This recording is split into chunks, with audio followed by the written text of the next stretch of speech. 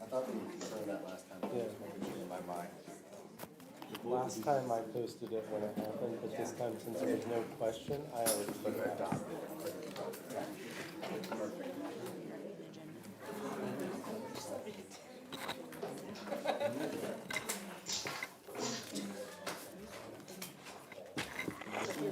Trees hooked up.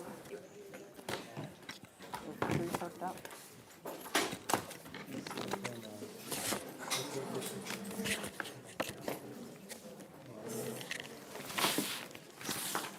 I think so. I'll have to check. I can't be sure.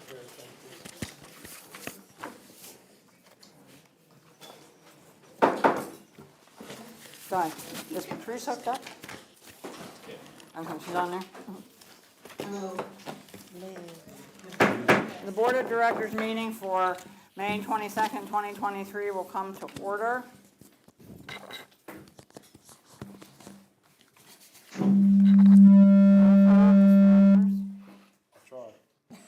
Mr. Allen. Present. Mrs. Calhoun. Here. Ms. Stobler. Here. Mrs. Edwards. Here. Mrs. Grant. Here. Mr. Kinley. Here. Mr. Petrosky. Here. Mrs. Stemler. Here. Mrs. Thomas. Here. All 9 members present.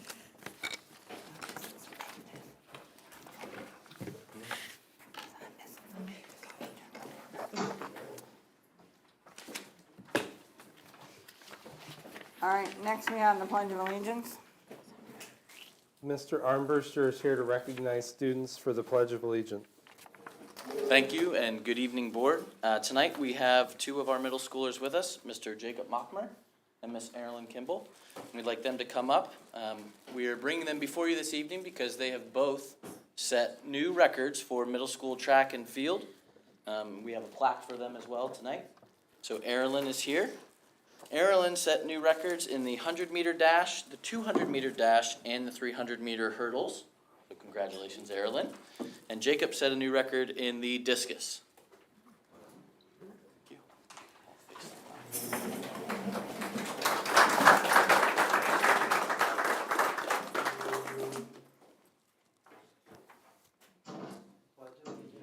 To the flag of the United States of America and to the republic for which it stands, one nation, under God, indivisible, with liberty and justice for all. I have stuff for both of you. Thank you both. Now turn around and Mr. Armbruster will get your picture. I will, absolutely. There you go. And don't leave until Mom gets your picture.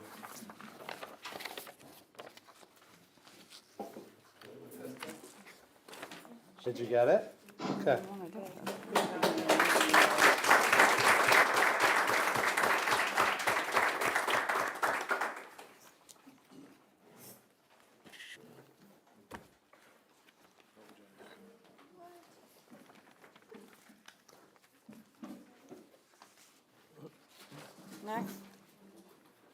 Next we have approval of the minutes from April 24th, 2023. May I have a motion?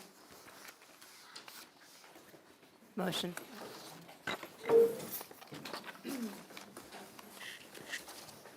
I'll motion. Second. Any questions? Hearing none, all those in favor say aye. Aye. Not in favor, like sign.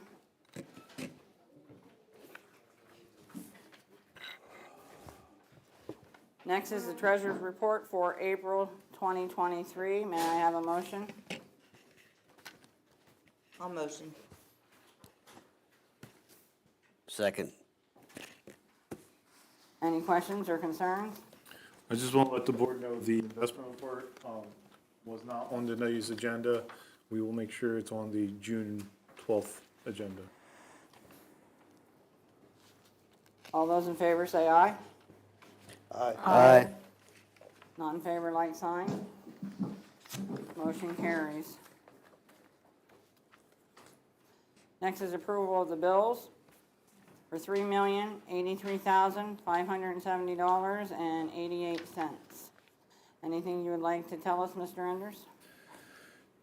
Bills, for the most part, are pretty normal, as they would in any month. Couple of things that are, one thing that's abnormal, if you look at the bill listing and the current month-end checks, the very first number, it's a rather long check register, and there's a lot of amounts on there that show zero. That's because we had a printer malfunction when we were printing the bills, and we had to void a whole stack of bills and reprint them. So that's why it happened. So the zero amounts are the ones that are voided, and then beginning about page 28 is when the new checks will be, you can see the new checks. Two bills in there that kind of bumped up the monthly amount more than normal. Our IU payment for about $150,000 was this month. That's to pay our JSASD costs, which I think you're going to hear about earlier, and also our monthly, well, not monthly, our installment payment on our special ed contract. The other item there was the bill to Sugar Valley to pay April and May. That was $230,000, and like I said, that's for April and May. Other than that, everything else is pretty normal.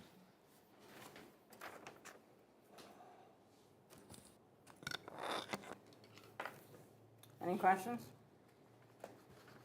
Concerns? Hearing none, all those in favor say aye. Motion. Oh, motion, may I have a motion, please? Motion. I asked that before I did Ben. I'll second.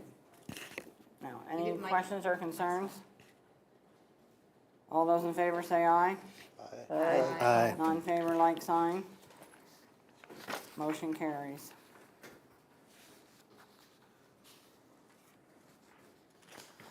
All right, next we move on to presentations. First is communications. I have nothing for this evening. Second is the president's report. We had an executive session held Monday evening, May 15th at 7:15 for negotiation. And an executive session was held before this meeting at 5:30 for the purpose of legal, personnel, and safety.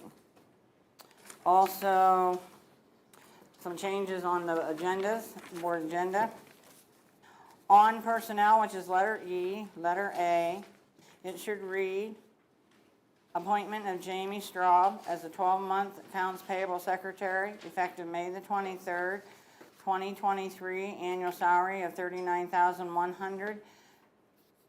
The salary will be prorated for the remainder of 2022-2023, pending clearances.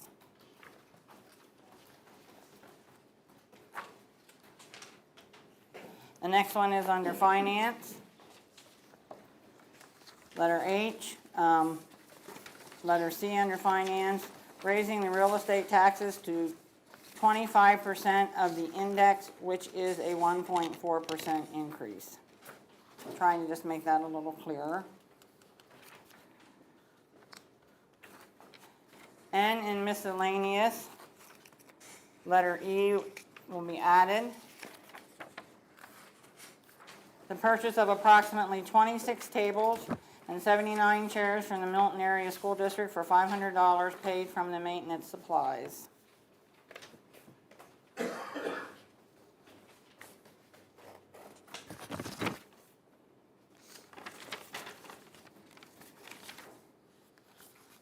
Jesse, any IU report?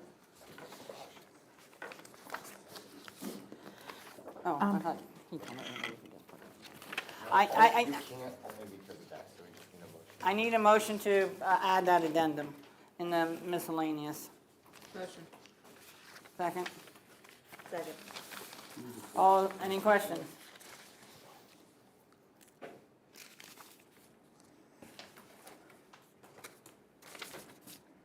All those in favor say aye. Aye. None in favor, like sign. Motion carried. Now, any IU report?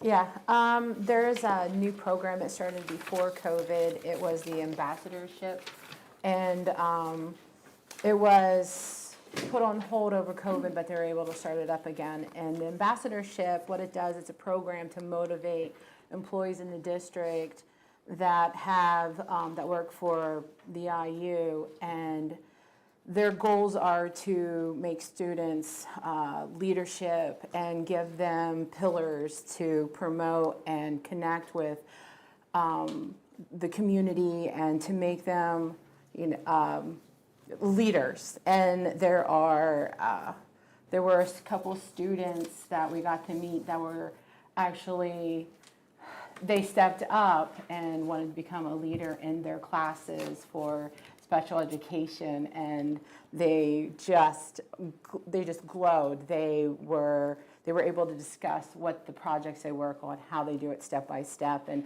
they were able to be the leader in the classroom, which is not typical for that kind of classroom setting. And also, the employees have the opportunity to go and kind of get rejuvenated and love their craft again, and go into their classroom setting and be more of a motivated teacher again. So it's a really great program, and I'm glad they're able to do it. One of them I got to talk to, but I know her, Crystal Yost. It was Mr. Lobb's daughter, who was one of our teachers at the high school. So it was really nice to see somebody from Jersey Shore as one of these ambassadors going out in the community. So it was a really rewarding opportunity to meet them and to know that it's going to be not just in our school district, but in all of our 19 school districts. So that's about all I have. Thank you.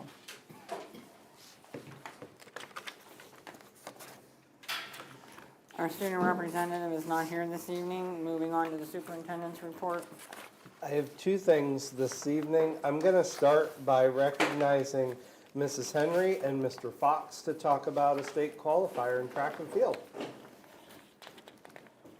While they're coming up, if you remember, last year we had this issue. We couldn't get them all here at the end of the year, and then we ended up not being able to get them to come in over the summer. I don't know why. And then we ended up recognizing kids that qualified for spring sports in the fall and missed some of our seniors. So we wanted to try and do it as best we could before the school year ended, and tonight's the last opportunity. Yeah, so he's only been our state qualifier for 2 days. Yeah, this is Peter Belomo. Congratulations. You can walk. He was a state qualifier for us last year in the javelin, finishing second at districts and then fifth in the state last year. And this year, he threw 193 feet, 10 inches, and was 20 feet above everybody else at districts to take first place. And Peter does a lot better when he has a lot of competition around him. He has yet to be beat this year in the javelin. Not that I'm putting any pressure on him right now or anything. But 2 weeks ago when we were at our league meet, he threw 208 feet, 2 inches, which was a school record for us in the javelin. So he holds that now, and he's looking to build on that this coming weekend at the state meet at Shippensburg. All right, thank you.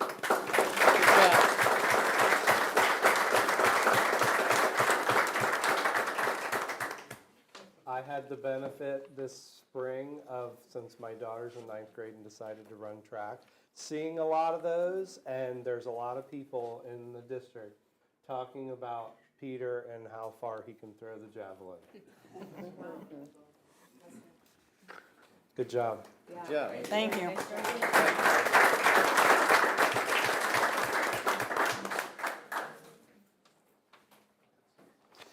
And I'm going to recognize Dr. Osenbach and Mrs. Rachel Barth to present to you about our Jersey Shore online learning. You should have two things at your seat. One of them is a copy of her presentation, but the other thing is in green, it looks like this, is a document that we actually were provided by Blast, who we use for some of our JSASD services. As Mrs. Barth and Dr. Osenbach talk about your costs and your enrollment over time, I thought it would be helpful for you to see across the region what the costs and enrollment over time look like. So her presentation is Jersey Shore specific, the green sheet is across the IU. Go ahead. Okay.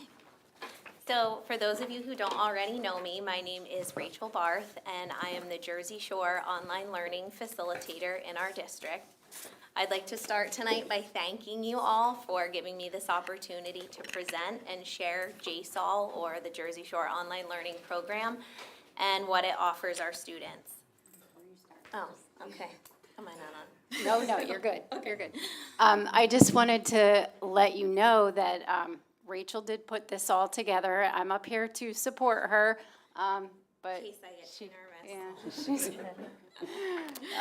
but I oversee Rachel, and I want you all to know that she's doing a great job with this as well.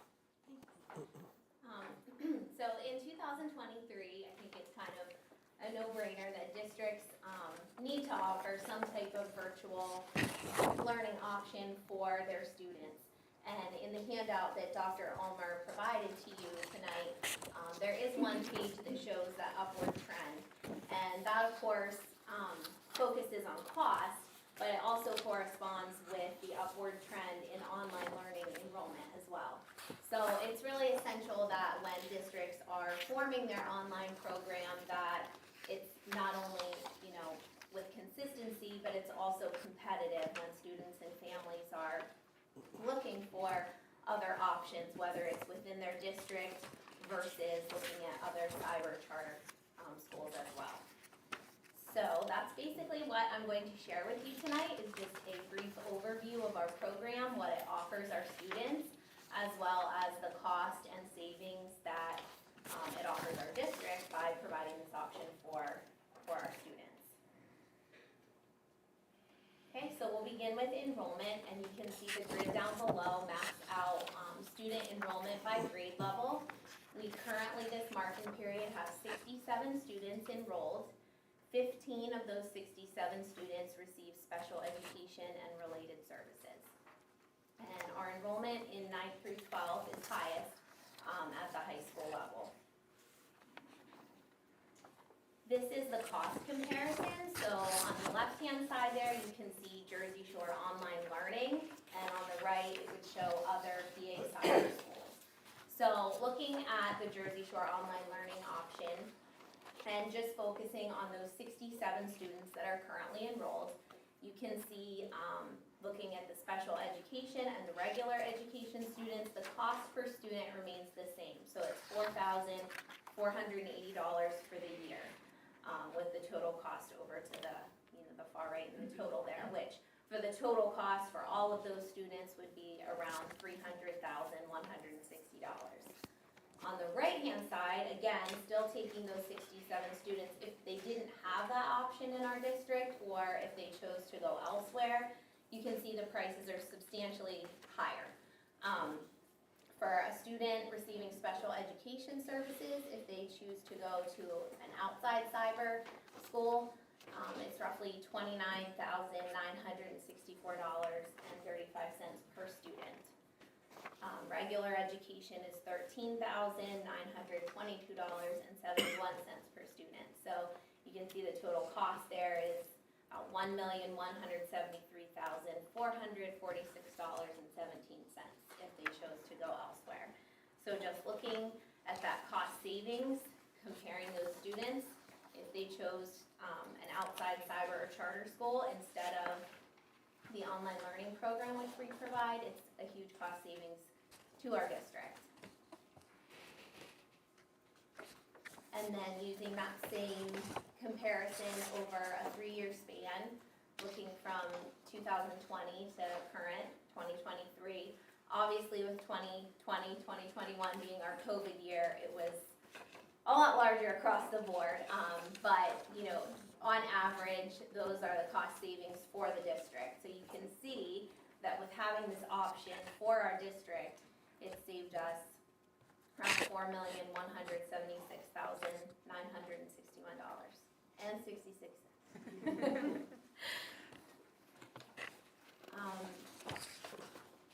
The cyber and charter students that have returned to the district, I just wanted to point out over the last 2 years.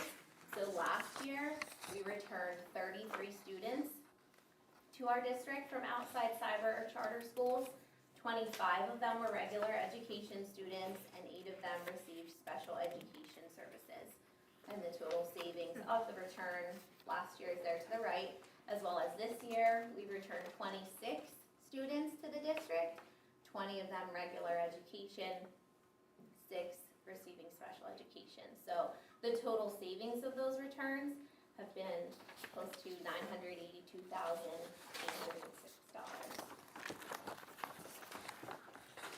When looking at the overview of the benefits of JSAL and looking at that option, of course, being the Jersey Shore School District, we know and we have to believe that the best place for our students to learn is in our buildings, with our teachers, with our curriculum.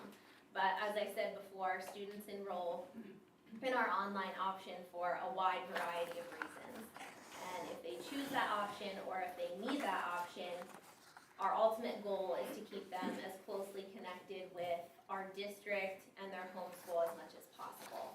So allowing this option or having this option, we have a connection for them with staff for support and accountability. We have some of our in-house teachers teaching courses and piloting courses currently. They have access to their school counselors. They can still participate in school athletics, technology support. The last two there on the left are huge for our high school students, utilizing that blended option, which really allows them the ability to build and personalize their schedules for their unique learning needs. We have a lot of high school students who, for a variety of reasons, they choose to, maybe they're struggling in a class, or on the flip side, maybe they love a class and they really want to take that in person with a specific teacher. So they choose to come into the building and take those classes in person and then take the other ones online. Our career and technical education students really excel with this and take advantage of this because they can continue with the hands-on work and get their certification and then take their core courses online, which they certainly would not be able to do if they chose an outside cyber or charter school. In addition to that, we also offer credit recovery and course advancement for students to achieve graduation requirements and really just overall provide a competitive option for them to look at instead of just diving into those outside options. And to close, I'm just going to share a brief video that was created at the end of last year actually that highlights our program but through the student lens. So it kind of lets you see what they are taking from the program and why they're choosing the online learning option for them.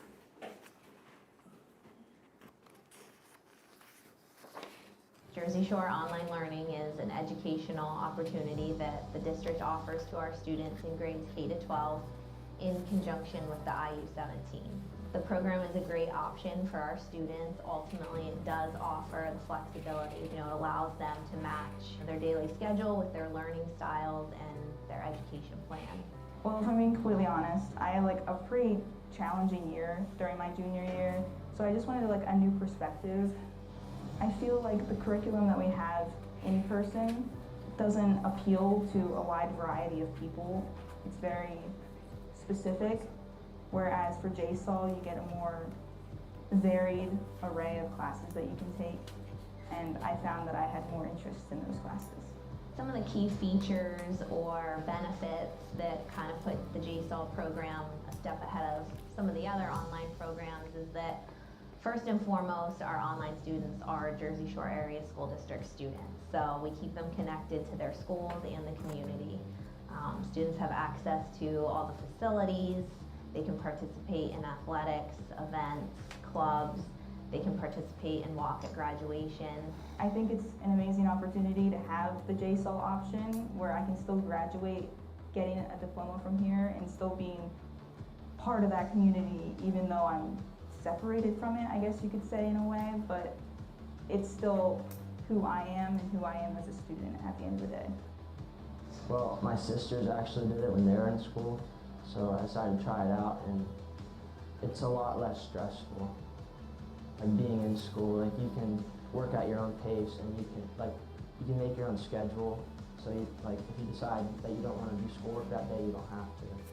Well, in a traditional cyber school, you won't be able to actually go into a building and actually be able to do these hands-on CTE classes. like you can when you do Jersey Shore Online. Most importantly, I think they have that connection, that communication with teachers and staff for support throughout the whole process, just like they would if they were in-person learning.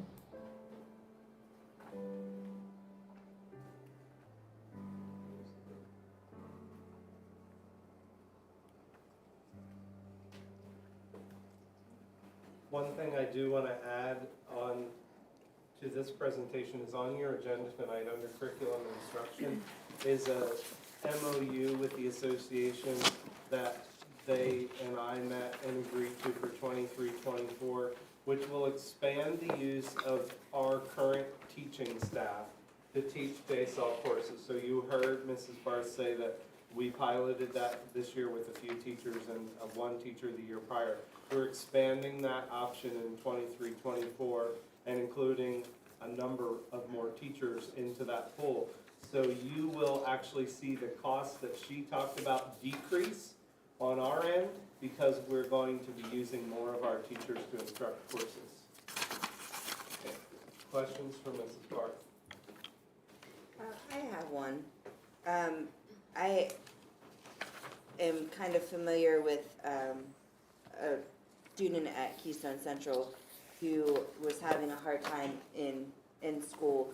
And her parents actually moved her to their online learning platform, but she goes to the school and has the structure of a teacher in a classroom with her being in there online. Do we have that option? Do we have anything like that here? So one thing that we do offer is they do have that flexibility to complete their work weekly. And then attendance-wise, I run an attendance report each week. And in the event that they are falling behind or they're failing, then they are assigned what we call a work day, where they have to come into their assigned building. So if it's a high school student, they would come into the high school on Wednesdays, and then they would work in there with me.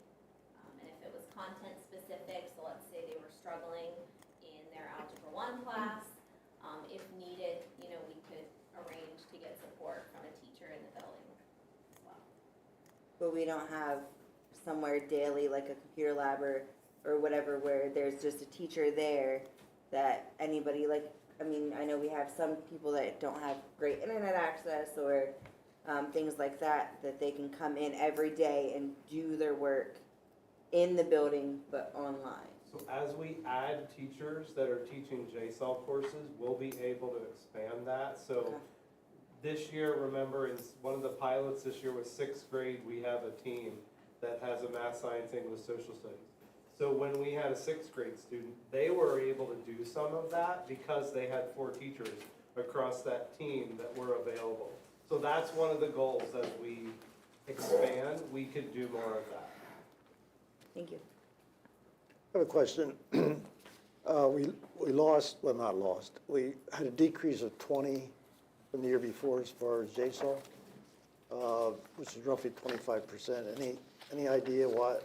I do, actually. We had about 20 students graduate last year, and I think a majority of them enrolled during COVID, and they were in 11th grade. Okay. And so I think they just thought, well, I've already started, I'm kind of familiar with this, and they continued through to graduation, so. What percentage roughly of the 67 are CTE students? Not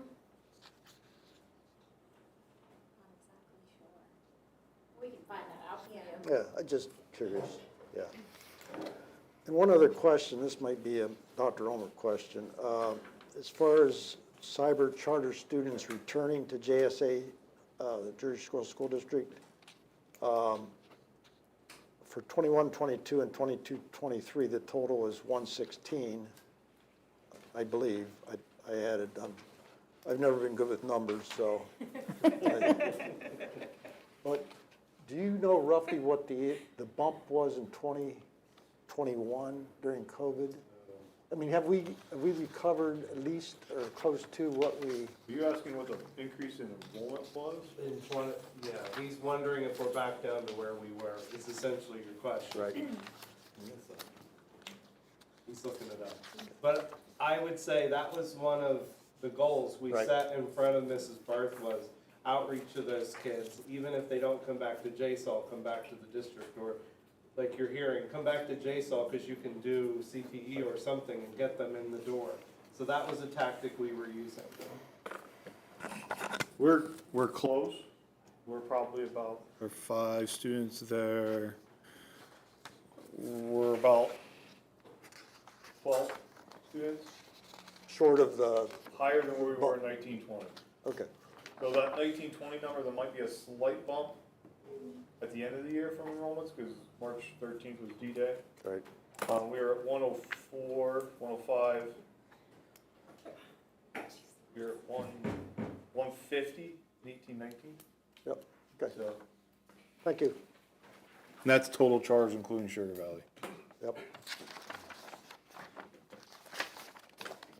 Rachel, is there anything that you see, like, that isn't really enticing them to come back? Come back to the district. Come back to the district, Well, yeah. certainly if they're involved in like any CTE classes, they can do that. I think, I mean, maybe not necessarily the students right up front, but I know the parents are really interested in that staff support. You know, that they have staff support, they can come into the building if needed, and honestly, just receiving a Jersey Shore School District diploma is huge. You know, so we have a lot of students that come back that have that desire to come here and graduate. One of the things that I recently learned in a statewide meeting is because so many districts now are seeing, and it's not just us, you said Keystone, it has a similar model, and there are others, there's a few of those models around. But the cyber charters are realizing that and realizing they're missing the boat and they need like regional centers to have kids go to for help. So they are losing kids because the parents are seeing, hey, we could do an online program in Jersey Shore and still come in the building and get help from an adult or from a content area teacher. So they're losing kids to that. I had a question for you. What specific avenues do you use to attract students back to the district? So I would say this is my second year in the program, so from what I understood when I came in, the main goal was to just develop consistency in the program. Learn the program, learn the different vendors, you know, so that I could speak to students and families and be, you know, well-versed on what they were coming into. I know that that's a goal moving forward, and now, you know, that we have our ducks in a row and I'm, you know, more familiar with everything, I can confidently reach out to those families. So obviously we had the video created. We do have different brochures and things that we would like to send out to some of those families, just, you know, to highlight some of those options. And I know there are some other plans in the works that we have to kind of, not necessarily, you know, sell it, but attract students who, you know, would be interested in returning. So I'm assuming that you either write them a letter first, or you make a phone call to them, or both? I have made phone calls. Like I said, I know the middle school did a pilot with the 6th grade this year, so we did reach out to some of them, letting them know, you know, this is something that we're starting this year and seeing if they were interested in that. And moving forward, yes, we can send them a letter and include, I have the brochures for K to 5 and then 6 to 12. Okay, thank you.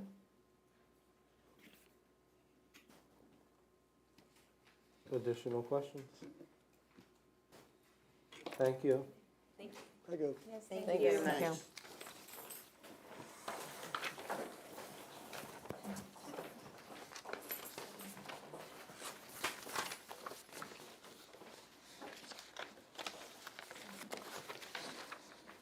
That's my report. Moving on to courtesy of the floor. This courtesy of the floor will be for public comment on voting agenda items. State your name, address, and agenda item you would like to address, and you will have 3 minutes. First one on the docket is Tim Schweitzer.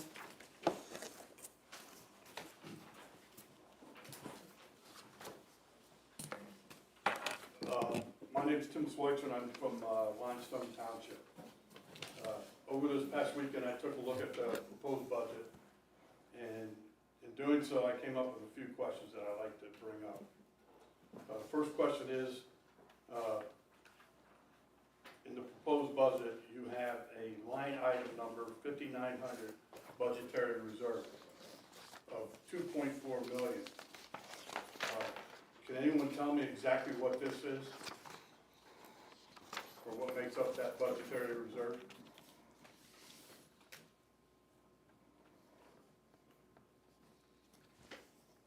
You want to answer that, or you want Ben to? Yeah, do you want, can we answer that? Do you have enough to answer that, Ben, or not? Yeah, I can. Just want to make sure. Well, no. The proposed line item of the budget, there's a dollar amount in there for the unsettled teachers contract. The largest dollar amount in there is for future increases to charter schools. And there's a small contingency in there of $150,000.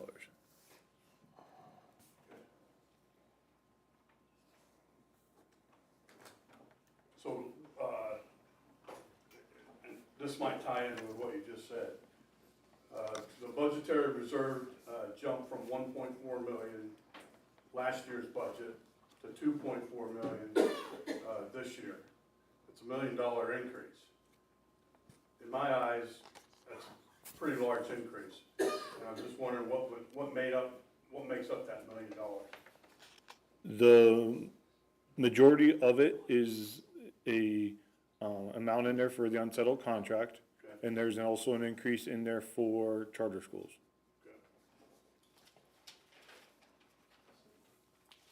The next question I have is on the treasurer's report. You're showing a 10.1 million in cash and cash equivalents. From my perspective, that seems a little bit high for a $42 to $43 million budget. But the question I have is how much of that 10.1 million is in CDs? On the treasurer's report, none of it. The CDs are reported on the investment report. Okay. The investment report typically is on the second agenda of every month. Unfortunately, it was not on tonight's agenda. It will be on the June 12th agenda. Okay. How much do we have in that CDs? I think right now, roughly around $6 million.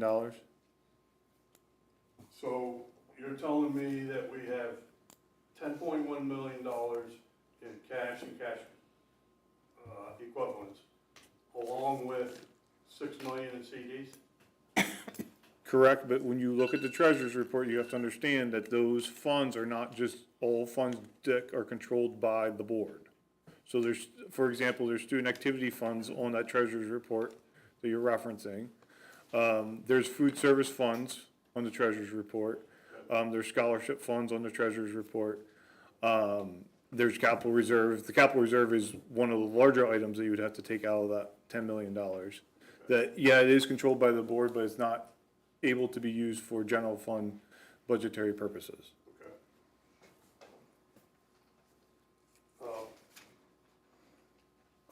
One of my concerns with the $6 million that you have in CDs is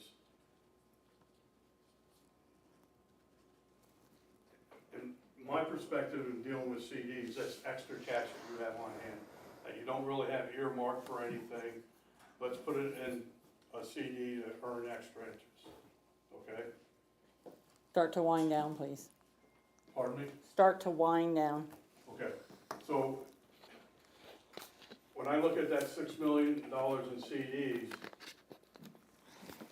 along with the fact that you're, in your proposed budget, you're raising taxes, it concerns me. And my question is, why not move some of that money that's in CDs or the 10.1 million in cash to balance the budget, or possibly use some of that excess funds to pay down the debt, or even better yet, lower the taxes? Thank you, Mr. Schweitzer. Your time is more than up. Your time is up. Okay.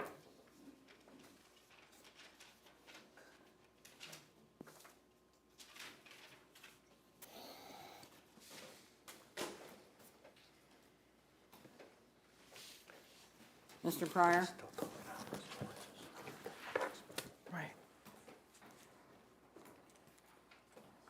Thank you and good evening, Board. Bob Pryor, Mifflin Township. I'd just like to thank the Board, President Thomas, and Dr. Ulmer, for putting the resolution in curriculum and instruction items, the resolution in opposition to CRSE Teacher Professional Development on the agenda. We can't afford this woke ideology to come into our schools. If you think that closing an elementary school affects our kids' minds, that's nothing compared if we let this come into our district. And I hope you vote in favor of it. Thank you. Thank you. Don Peters?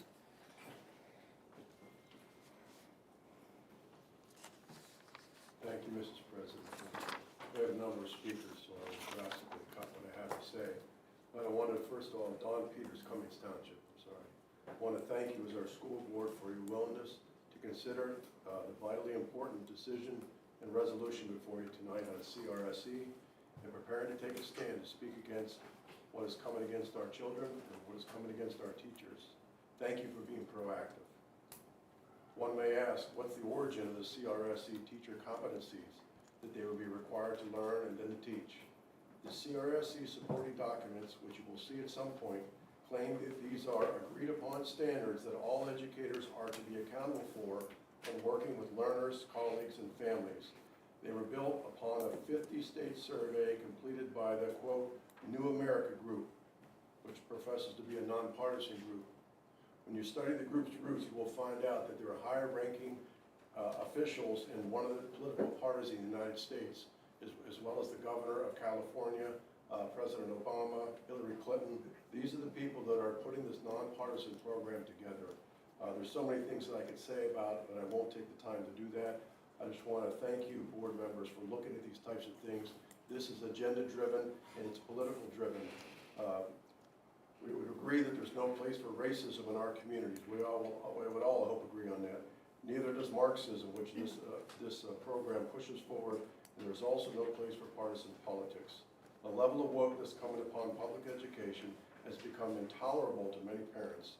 Your action tonight will be one step to assure parents that their children are and will continue to be protected from such indoctrination in our district. And for that, I thank you all. Thank you. Lori Bear?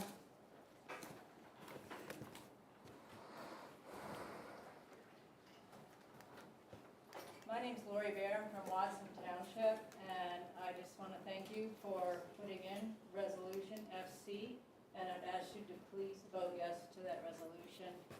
Thank you. Thank you.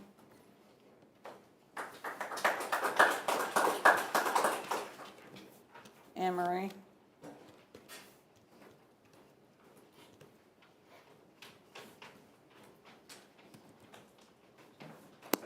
Good evening. Anne Marie Furman, Watson Township.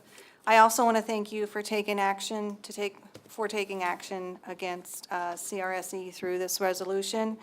As we know, these guidelines shift away from teaching our students critical thinking skills, teaching them how to think, into indoctrinating them into what to think. So your vote tonight to pass this resolution would be greatly appreciated. Thank you. Thank you.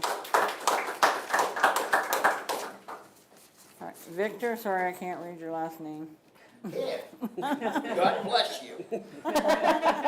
My name is Victor Welshans, and I'm here just to take and give a question for you all to please consider approving this here special thing to have on the CRSE. It's something that we need to do. We don't want this stuff to come into our community and separate our children's. All that program does is divide them. It doesn't unify them. Thank you. Thank you. Carrie Johnson?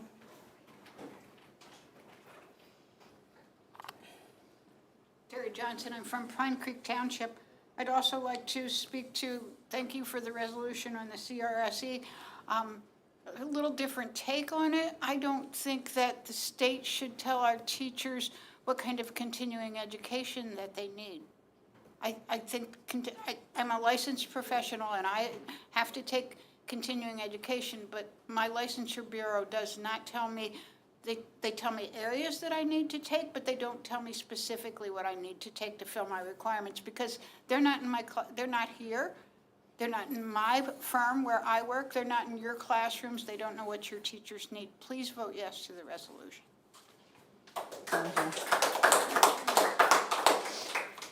Arlene Christ?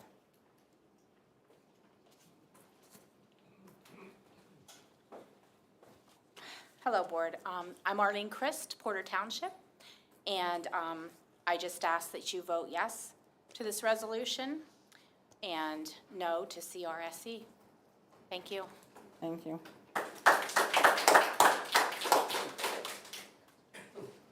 Ray Burley?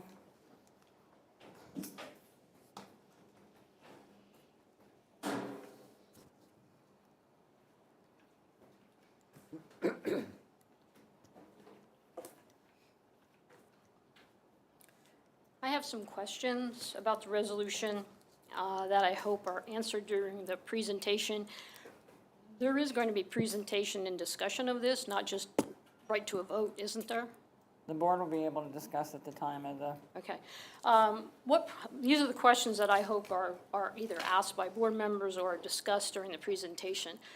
What prompted the creation of this resolution? Why do we have it?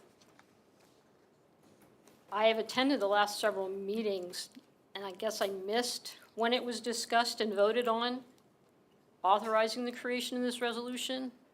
Could you tell me when that took place? Who wrote the resolution? Was it created by the solicitor for the district? If so, does it require payment for the creation of this document? And was that voted on in a public meeting as well, to authorize payment for the creation of the resolution? What are the legal implications, if any, for the district of adopting this resolution? And as I said before, will we consider this line by line before voting? I would make a request right now that you strike in the fifth whereas the statement, contrary to the beliefs and expectations of the local community. This is not true. I'm a member of the local community. Others like me are a member of the local community. And we don't find this type of resolution appropriate for our district. So please don't suggest in your resolution that all members of the community support it. I would also request that you strike the sixth whereas in its entirety. This is a PDE requirement affecting all school districts, so no undue burden is being placed on the Jersey Shore School District. We're being placed at no disadvantage in the hiring and maintaining our instructional staff by having this kind of in-service. I'm asking, unlike the other members here, that you vote no on this resolution. I find it a shocking piece of writing. It's hard to believe that this document has become a part of our local school district's consideration. To suggest that there's no need for educators to reflect on how we treat and teach others is kind of mind-blowing to me. To suggest that there's no need to review our curriculum for unintentional bias is more than a little discouraging. To suggest that we want to do our best to accept our fellow employees, members of the community, and especially our students for who they are, not who we think they should be. To not want everyone to do that is horrific. And to have a document created like this that does in fact do that is disgraceful for our district. You know, I was down in Harrisburg writing test questions for the Keystone Biology exam, and I'm from Lycoming County. I'm from farm country. And one of the questions that was decided to be taken from the exam pool was a question in genetics that referenced farming. And the question looked perfectly fine to me. What's the big deal? Start to wind down, please. The big deal was, if you're from an urban school district, there's a very good chance you've never seen a farm. You have no experience with farming. And that interjects into that question bias. So we're not talking about critical race theory or anything like that. We're making sure that everything that we do is fair and equal for everyone. So please vote no on this resolution. And I'm looking forward to the answers to this question. Thank you.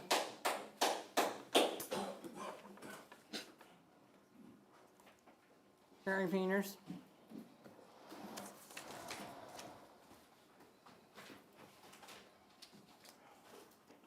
Good evening, Sherry Peters, Cummings Township.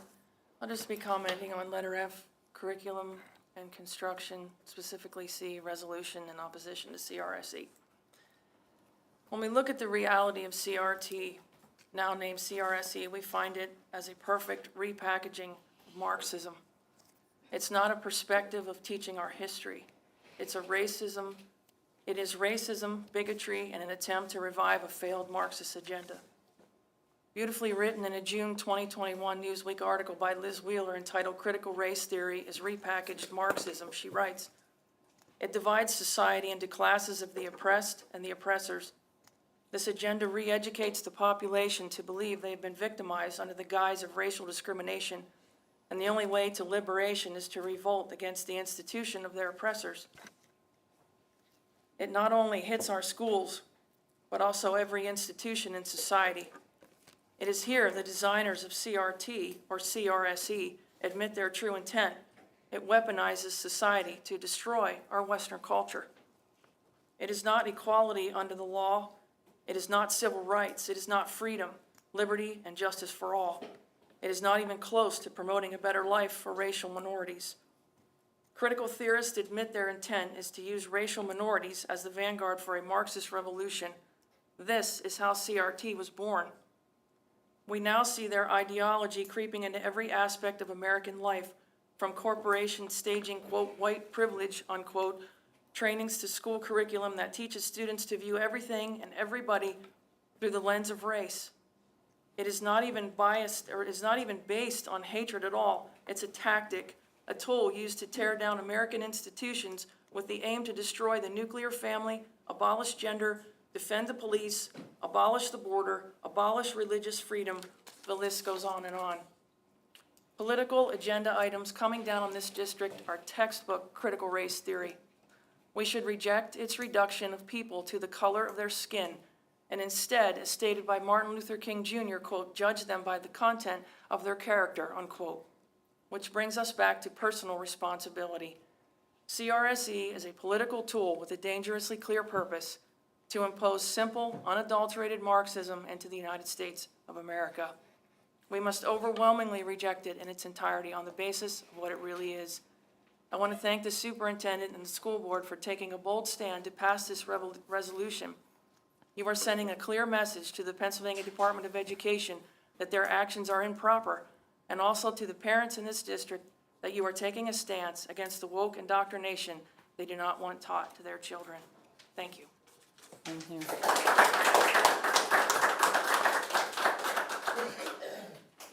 That closes courtesy of the floor. Moving on to personnel.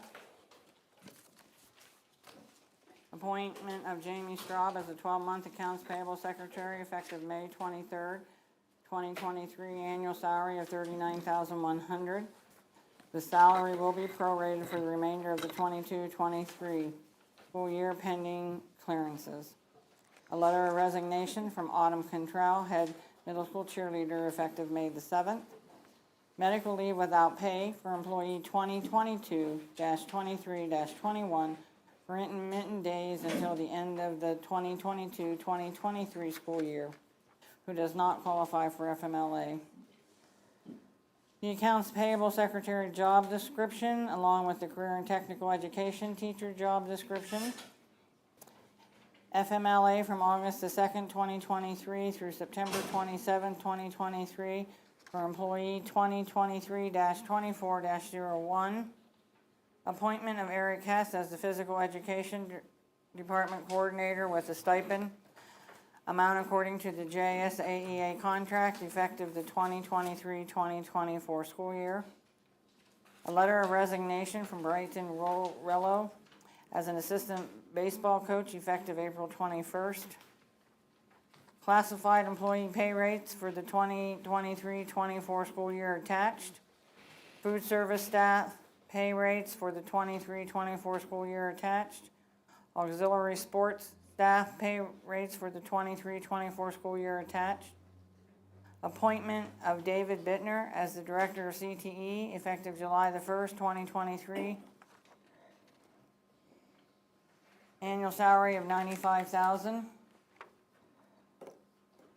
Transfer of Justin Armbruster to high school principal effective July 1st, 2023. Annual salary of $114,000.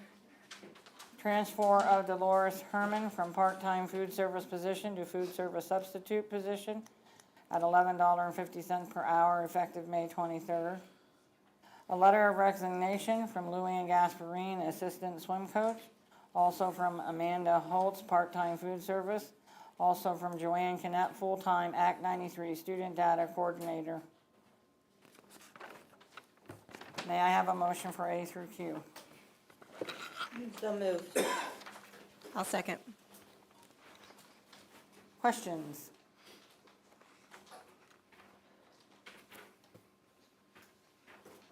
No questions.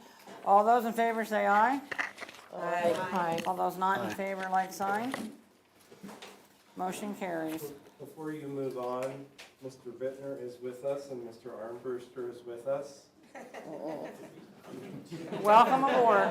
Welcome. Mr. Armbruster, welcome on your change. Congratulations.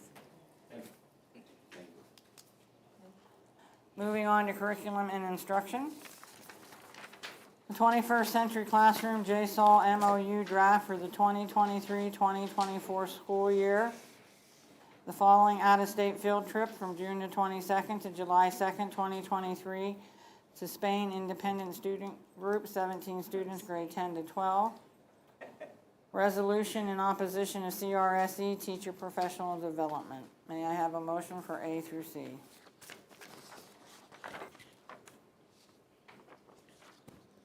Motion? I'll second. All right, questions? I'm gonna start. I would like the answers to Ray's question. So I will, based on my notes, this came out of, I think it was the last meeting's public comment. There was not a vote on authorizing it to be drafted. You have to vote on it this evening. I did draft it and send it to the solicitor for review. It has been reviewed by the solicitor.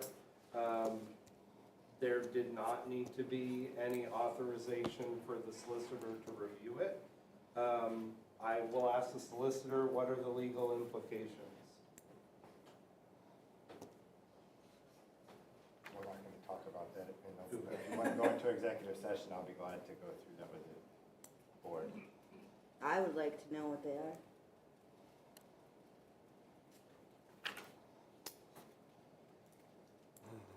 Moving into executive session. Please leave your microphones here.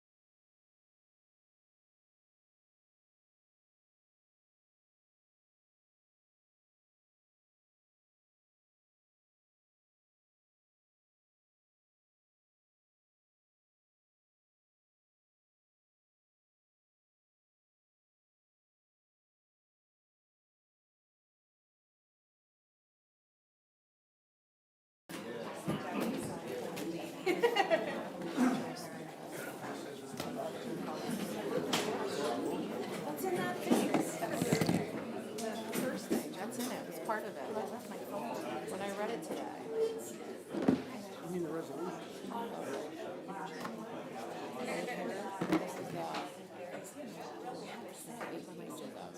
Oh, yeah, yeah.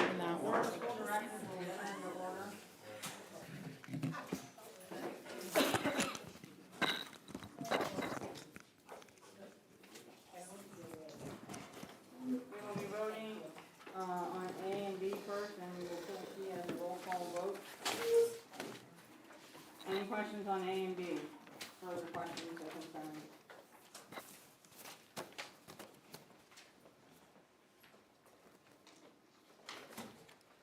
Hearing none, all those in favor say aye. Aye. Non in favor, like sign. Motion passes for A and B. Letter C, resolution in opposition to JSASD teacher professional development. Are there any questions or concerns?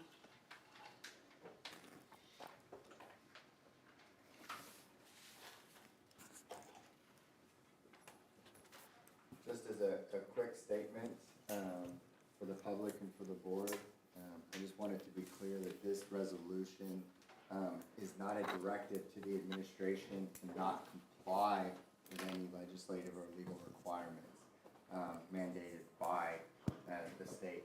What it is a resolution showing the lack of concern relative to local control and not supporting the measure as it's currently being presented.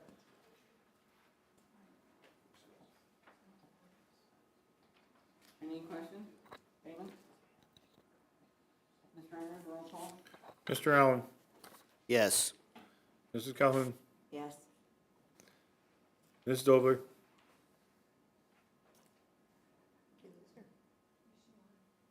Patrice? Hold on.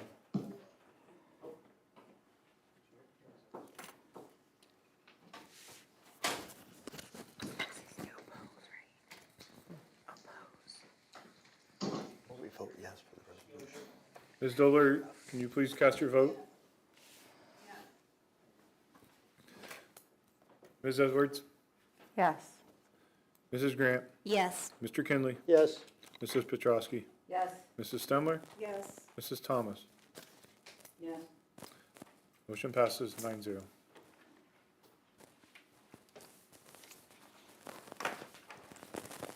Moving on to building and grounds, there are no items for tonight. Moving on to finance. Agreement by Cumming and Clinton counties with Infocon to print and mail the real estate tax bills and provide tax processing services for 2023. Attachments. Agreement to navigate 360 LLC DBA PBIS rewards for subscription services beginning July the 1st, 2023 through June 30th, 2024. Attachment. Raising the real estate tax to 25% of the index, which is a 1.4% increase. The IDEA agreement with last unit number 17 for the 2023-2024 school year.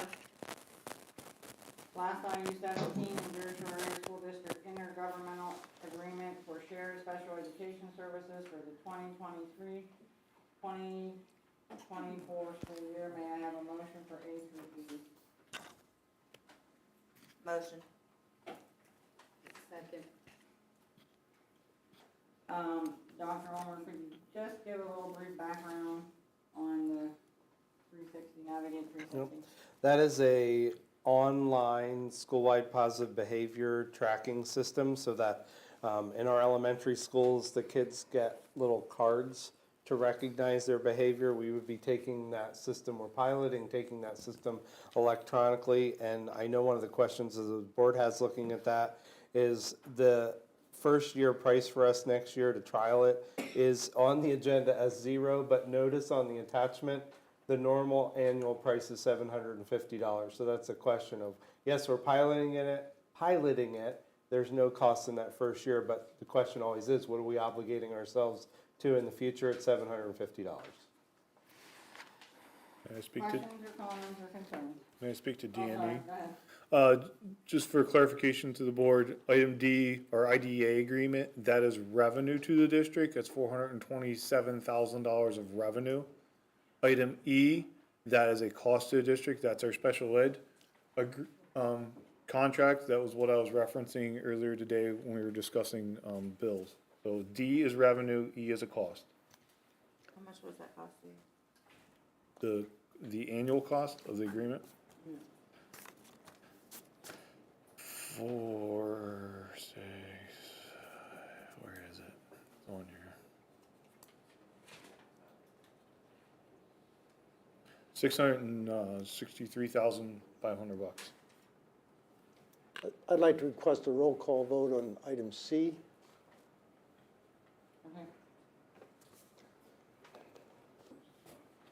For item C, we just need a vote to move forward, is that correct?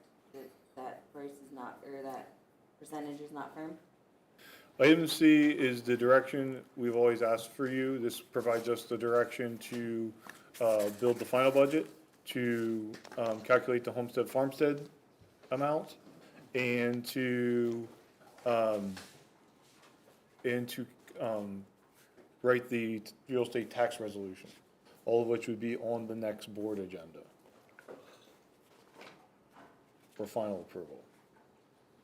So if you would have voted for it, if you ratify it this evening and then not pass the final budget because it has a 1.4% increase, we would, basically, you're gonna have to not pass the tax resolution, you're not gonna be able to pass the homestead farmstead. Can you tell the public what it looks like when you say a 1.4% increase? So right now, the calculation has Lycoming County hitting the 1.4% first. And as I presented to the board at the last board meeting, the impact on a $100,000 parcel would be about $26.50 for Lycoming County, and Clinton County would have a $2.32 increase. That's annual? That would be a grand total, yes, annual.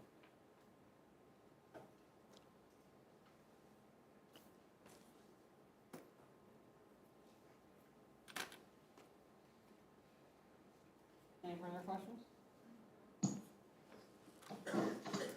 All right, so our first vote is A and B, D and E. All those in favor say aye. I don't, oh, sorry, I'm on the wrong one.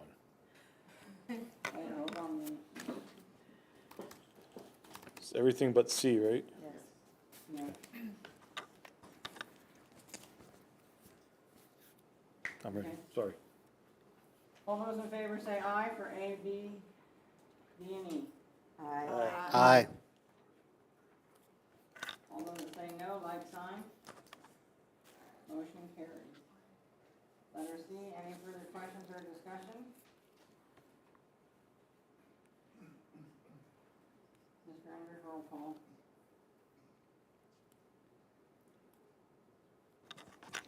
Mr. Allen, Yes. Mrs. Calhoun, No. Ms. Stobler, Yes. Mrs. Edwards, No. Mrs. Grant, No.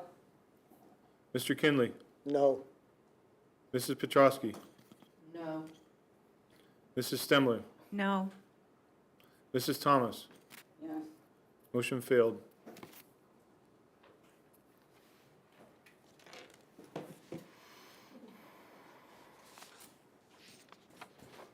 Can I ask for some direction on how to make the final budget?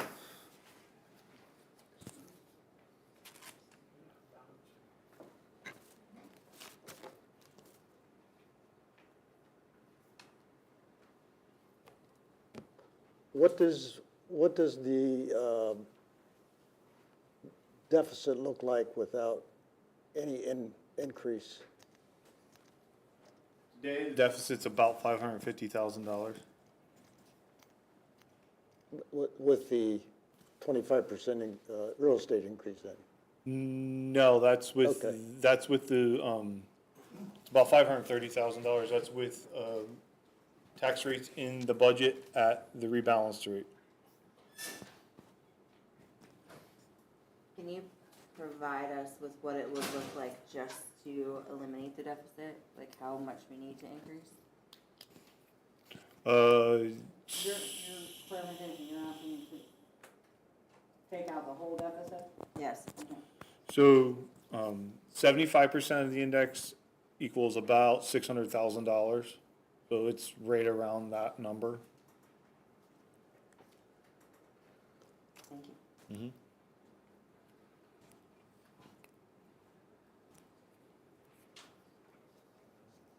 What is 25%? What is 25%? 25% was worth about $200,000.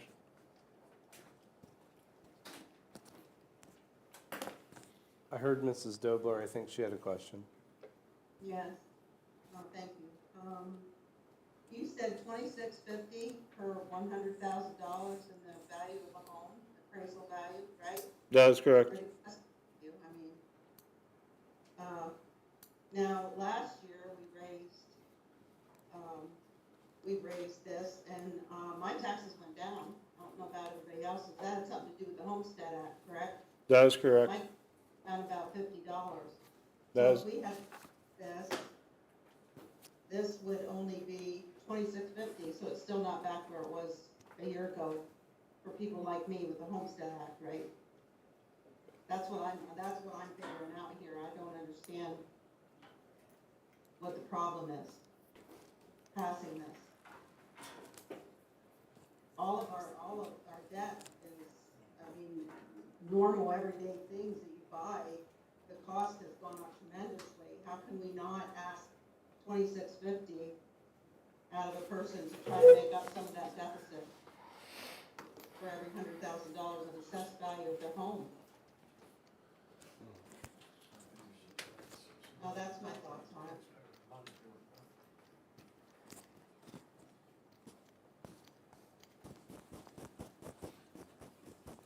Then finals due at the end of June, right? That's when we have to do. that is correct. Yeah. So part of my holdup is obviously some of the negotiations that we're having behind the scenes, which is why I'm uncomfortable right now making any decision until we have that. Especially when it comes to taxpayer money. Reality is not having it by June the 30th. Right, so that's part of my hangup. But we had other options on the table to save costs, and we could have easily actually balanced the budget and not had any increase.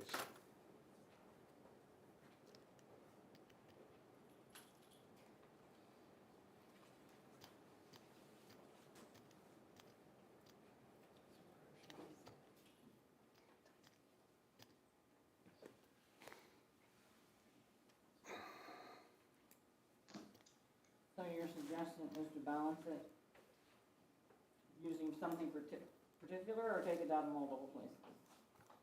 Can now. Well, I think my position has always been, we gotta cut costs. Our revenue is pretty well set. If we don't cut costs along the way, I think we're gonna continue being in this position. Even by the 25% increase, we still got a $300,000 deficit.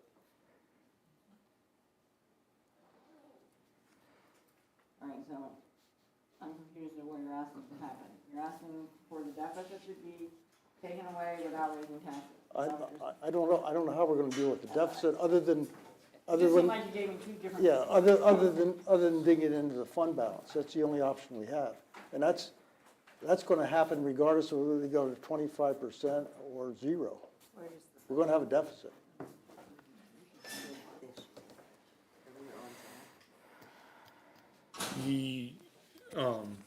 Mrs. Calhoun just asked me how we looked this year, and yes, we looked about break even. For revenue, was that the question? In general, the budget in general, how we look finishing out this year with only a month to go.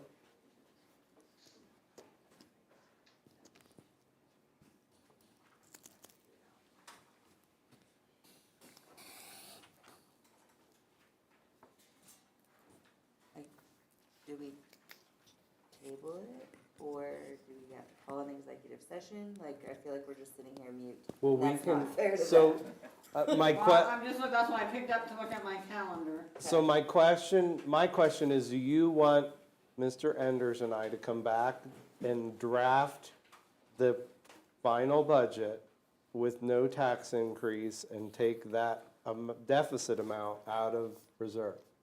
Just for clarification, we really, with a multi-county district, it's very difficult to just say, we're not gonna have a tax increase.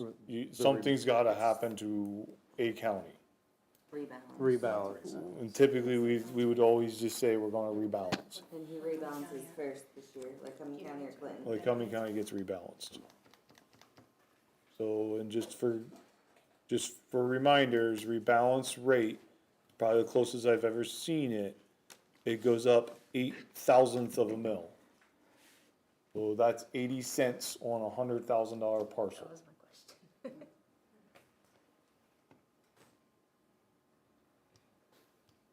Clinton County does decrease, but Mr. Enders, where did we pull money from last year to balance the budget? well, if you have a budgetary deficit, you're always gonna pull the money out of the fund balance to balance the budget. As long as you have a fund balance to pull. Didn't we pull it from somewhere, some contingency fund or something? Well, we have, committed fund balances, so the plan was to take, I think I recommended at 50% of the index.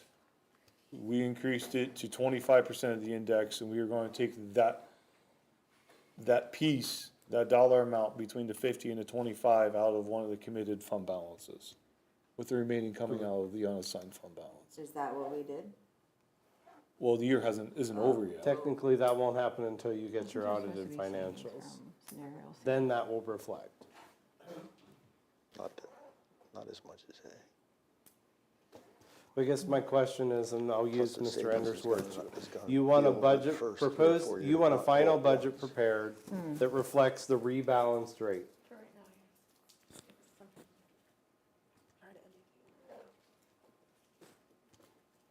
Okay. Thank you.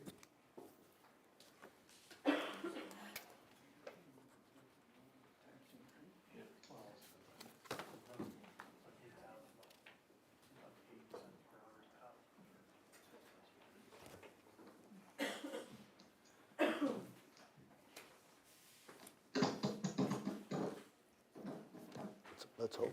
Yeah. Next is miscellaneous. Candidates for the attached list was provided by Mrs. Cindy Jenkins, Berkshire Area School District High School intern principal for the award of a diploma. Attachment is attached. Donation of a gas fryer from the Berkshire Music Boosters for the concession stand. A resolution in support of Senate Bill 180 and House Bill 180, which is a resolution on school meals for all effective for the 23-24 school year, attachment included. The administration to place the following items for sale on the municipal.com. If no bids are received, items will be disposed of. And letter E, the purchase of approximately 26 tables and 79 chairs from the Milton Area School District for $500 paid for from the maintenance supplies. May I have a motion for A through E? So moved. I'll second. Questions or concerns?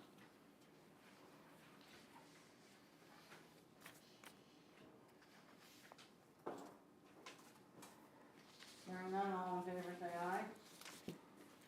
Aye. None saying like sign.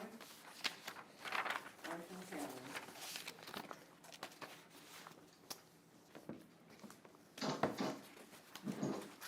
Any discussion under old business? No items are listed. The only thing I wanted to point out is we had a presentation at the last meeting regarding volleyball. And at this time, I'm going to inform the board that I'm going to remove that item from the agenda, and we'll discuss further in 23-24.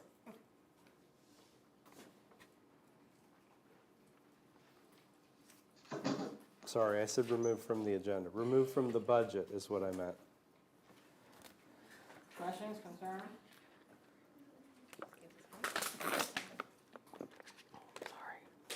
Next, we have courtesy of the floor. This courtesy of the floor will be for public comment on non-agenda items. State your name, address, and identify what you would like to address. You will have 3 minutes. I have something I'd like to discuss. Thank you.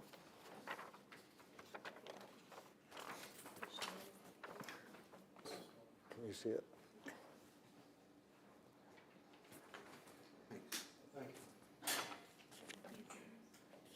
My name is John Sherman, I'm from Region 2. Do you have it memorized?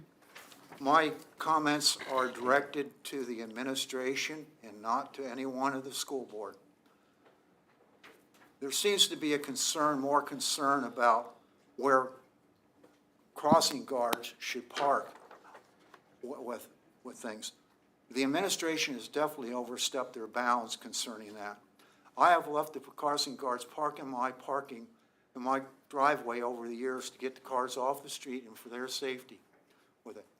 My main concern is what you're reading here because of the shortage of crossing guards and the administration not wanting to tackle the problem of fixing the situation with the crossing guards. That is the number of days that a crossing guard has not been at my school on the corner of Locust and Mount Pleasant. What you're doing is not by having a guard there, is you're endangering children walking down in the morning, crossing the street at a busy intersection and time, with it, and the same in the afternoon.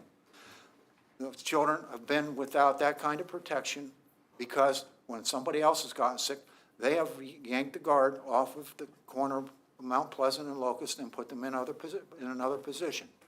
Mrs. Robin Wall. I do not know what the situation is as far as why all this ED come out in the first place.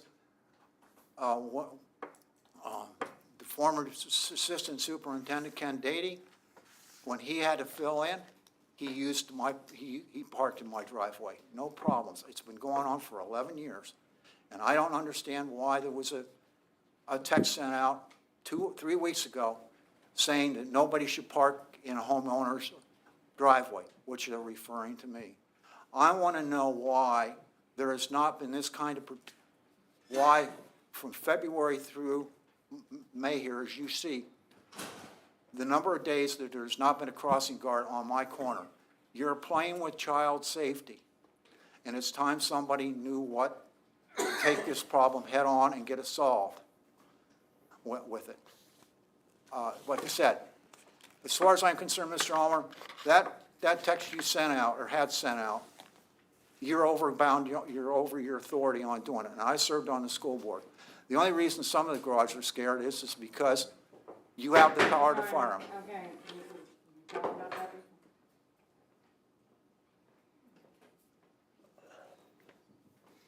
Dr. Ulmer, do we have a shortage of? We do. The posting is out on the website. If anybody would like to apply to be a crossing guard, we will be happy to employ you. Thank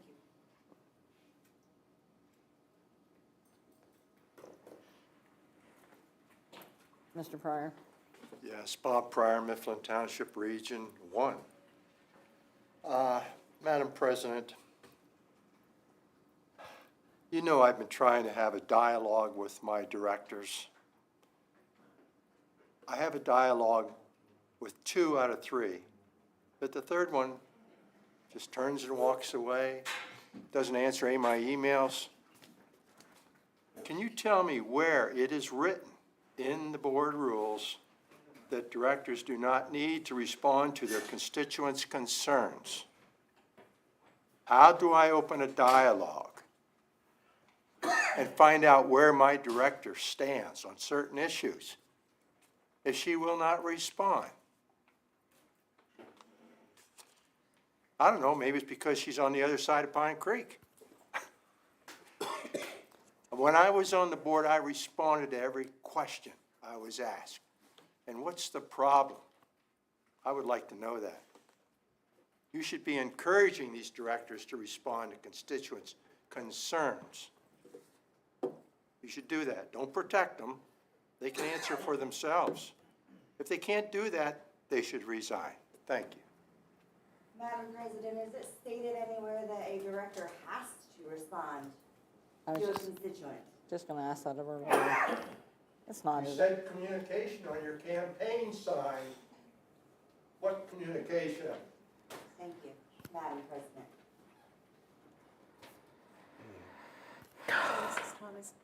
Mrs. Thomas, I didn't hear what you responded to Kayla with. What did you just I said say? to the lawyer, it's not mandated for, it's not written anywhere for them to respond, and it's not a law that they have to respond. Okay, thank you. Any other courtesy of the floor?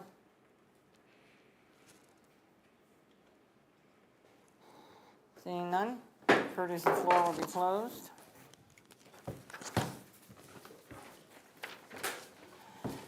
May I have a motion for adjournment? This meeting is now adjourned. That was obvious. This is not too fast, and I go,